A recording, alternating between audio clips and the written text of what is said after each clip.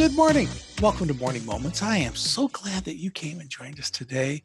We have on the interview today, I have from Nashville, by the way, of Georgia. We have a lot of Georgia connections there. She's a screenwriter, director, writer, and a script supervisor. You've heard a lot of the films that she's and television. Maybe you haven't heard some of them because they haven't been released yet. Uh, Washington's, Washington, Armor. That's it, Washington's Armor. And I just talked to some folks that was on Washington's Armor. Um, Overcomer. She's been a script supervisor for some of these behind the scenes, doing some great things behind the scenes. And I am absolutely thrilled to have with us today, Tori Hunter. Welcome, Tori. Hi, Andy. I'm thrilled to be here. Thanks for talking with me. It's very interesting to hear the behind the scenes, all the things that takes place to doing a film work. And I'd like to know a little bit about you. Tell me, what do you do and why do you do it? The dreaded question that is so much harder than it sounds. We were having a great conversation before this, Andy, and it's hard to say what I do and why I do it because there's so many elements to it. But what hit me is I'm a storyteller. In my life, I tell stories of, what I've been through and what God's doing through me. And then I help tell stories on the big screen too. Acts 26:16 is one of my favorite verses because it says it's when it's Paul's conversion and God was talking to him. And he said, "Now rise and stand to your feet, for I have appeared to you for this purpose, to make you a minister and a witness of both of things I've shown you and things I will yet to show you." So that's what I do. No matter what position I'm in, I just help tell the story. That's what I do. When you talk about Acts, one of my favorite parts of Acts, God didn't call us to witness. He called us to be a witness. There's a difference. And that's what storytelling is. And also anytime we share the gospel is being that witness. That's who we are, not what we do. Right. And it's hard to separate the two because if it's who you are, maybe that's why it's so hard to answer the question of what do you do? Because what you do is a direct reflection of who you are. If you take who you are into everything you do. If you take God's story that he's given you into everything you do, then you don't necessarily have a label of I'm this, because your purpose is ultimately to be a minister and a witness of what God's doing. How'd you get into filmmaking to start with? That's a good question. I love what you said earlier about there's a fine line between courage and stupid. We're going to say that that I'm courageous so I just happened to accept an extra gig. I went to school near Atlanta and they were looking for extras. Atlanta is a hopping film place.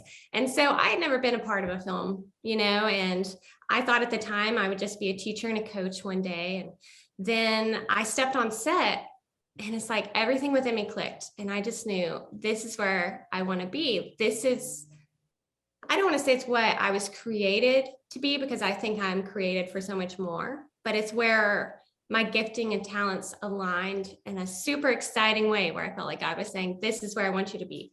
So I went on to study and, learn more about it. And I volunteered and took classes at an acting studio in Atlanta. Disclaimer, not an actor. It is such a hard profession, but I just wanted to learn about it so I'm able to work with them better.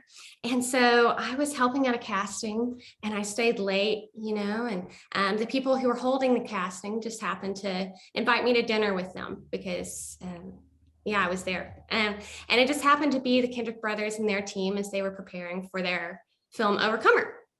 And so I'm talking to them about how, I love telling stories and what, I feel like God's placed in my heart. And it's still up for debate who said it. No one really remembers saying it, but someone told me, you should try script supervising because, and for those who don't know what script supervising is, I didn't either, but I said, yeah, I can totally be a script supervisor. And so then I went and I applied to be their script supervisor on this major production. And then they called me and they said, we're going to have you on the team as a production assistant, because I never script supervised. So then I go on a cross country road trip. That's a whole nother story. But so I'm at the Grand Canyon of all places. My life is nothing but not dramatic. God's a great storyteller. And so I'm at the Grand Canyon and I get a call and they're like, hey, do you want to be our script supervisor? We would need you to be here like tomorrow. And I had driven to the Grand Canyon. So I'm like, well, I can't be there tomorrow, but I will drive as fast as I can. So I drive back from the Grand Canyon and I did have a friend with me driving, so I was able to read on my phone how to script supervise. I don't want it to sound like I was breaking the law, and that's dangerous. But yeah, I was reading on my phone how to be a script supervisor, show up on set, and just kind of, I feel like that's the day I got on the roller coaster and I strapped in, not knowing, what I was in for. And it's been incredible.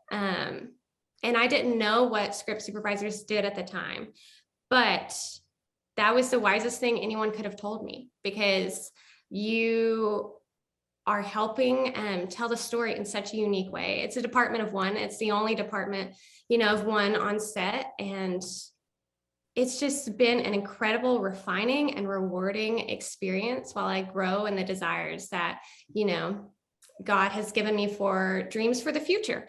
But it's been incredible, this roller coaster. There are times that I've thought I would like to get off, but once you say yes, once you are strapped in, God will take you, some loops, there's some drops, there's some rises, but at the end of the day, it's so incredible what can happen when we just step out and say yes to what God has for us. I like what you said about wild ride. Oh, once you say, I'm all in, God, I am yours, whatever you want, then he says, okay, you said whatever, so I'm going to make it whatever. Mm-hmm. And then it's amazing the ride that happens when you become available. God doesn't look at our abilities, he looks at our availabilities. Mm-hmm. He doesn't always call the equip, but he does equip who he calls. And Yes. so even if you didn't know what the job description said when you accepted it, you had to learn what you got yourself into. There's been a lot of times I've had to learn what I got myself into. God says, I'm here with you every step of the way. And it truly is a step of faith, isn't it? It really is. It really is. A lot of times it's, all you can do to just take that step. And it's so cool to see what God does when you're in that place, because when you take those steps like that, it is literally only him, what happens next when it's not your knowledge, it's not your strength, it's not your expertise. And that is an incredible place to be. I tell people all the time, if I could figure things out, then I would take the credit and say, look what I did. But when I realize I'm in over my head and I realize that I don't know what I'm doing and I'm really not that smart to figure it all out, and then I could truly say, no, it's God who's done this the every step of the way.